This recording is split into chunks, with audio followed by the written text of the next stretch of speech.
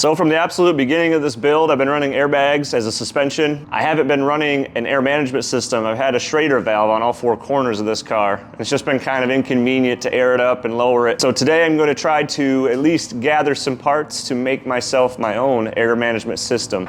The donor for all these parts, or most of them anyway, is going to be from my C5 all-road. A while ago I had problems with the bags on it, so I converted everything to coil suspension, and it still has the compressor and tank, which I'm going to use both of those from this car. So for the compressor, to remove that from the car, there's gonna be 3 nuts just like this. 1, 2, and 3. And it looks like somebody's replaced or spliced some wiring in here at 1.2. Also, I want to disconnect the air lines from up here.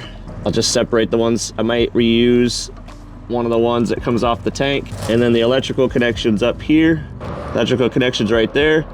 I'm probably gonna cut the wire past that because I'm gonna splice that into my car's wiring so I can disconnect the compressor. And then I wanna say this is the intake air filter for the compressor. I may keep that as well, or I may switch to something else. We'll see how it looks. All right, I'm gonna go ahead and get that out. All right, and there's the air compressor freed up, all the wiring that goes to it, and one of the hoses. Still gotta figure out which one goes to the tank.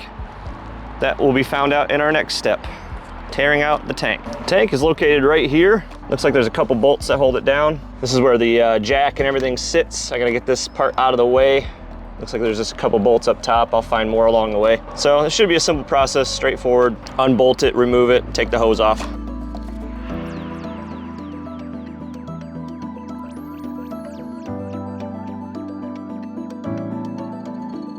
All right, I got the tank out. Look at those welds, very interesting. So I couldn't get the pink hose out that went to the tank, so I found one of the other hoses that went to one of the wheels and just cut a piece out that looked good and put the ferrules back on and reattached that nut to there, or that ferrule nut.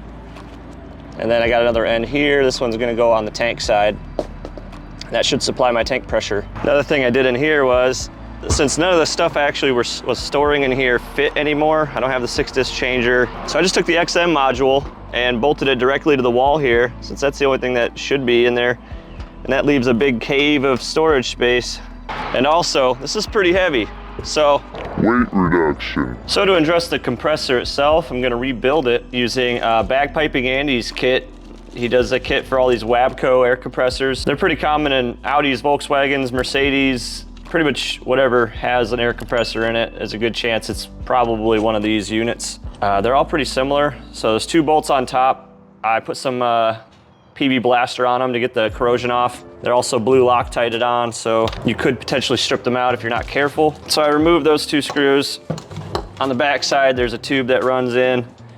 You gotta basically try to pull simultaneously with these 2, push down and pull.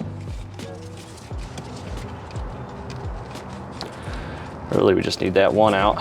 And that opens up the top of the compressor.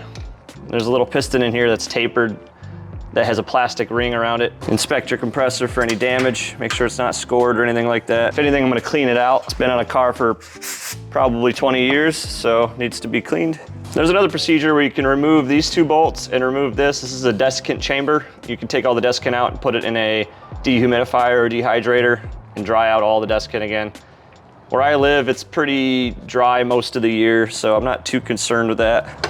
So the Bagpiping Andy kit comes with pretty much everything you need and then some. He's got a couple different types of O-rings in here for if you have a different style. Mine's the perfectly round one, so I'm gonna use that. There's your new compression ring. It's just made of plastic, and it'll fit around where this one was. You just gotta match it up, make sure it looks exactly the same. And he included bolts and a tap, just in case you ruin yours in the process. I'll probably use these anyway. They look like pretty good hardware. Maybe I'll just use the tap to chase the threads.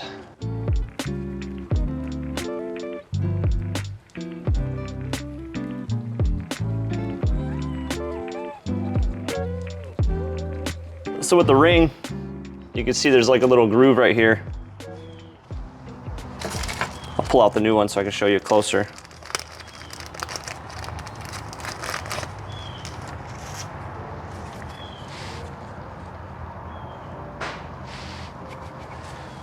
But you can see it moves freely right here. And there's like a little grooved ring. You can see it on this one. There's a piece on the piston itself that keeps it from going too far around, so you can't rotate it. So we'll just take that one off, put this one right back on in the same spot. You can just pull it off by hand. So no lubricants or anything like that. This is meant to run dry. Just put the new one on in the same spot the old one came off of.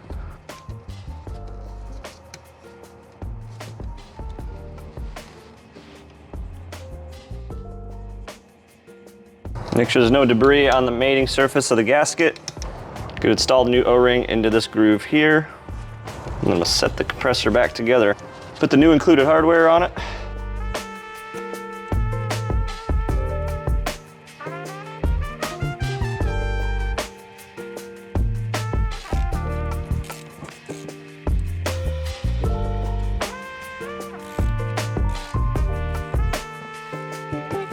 Put this tube back in.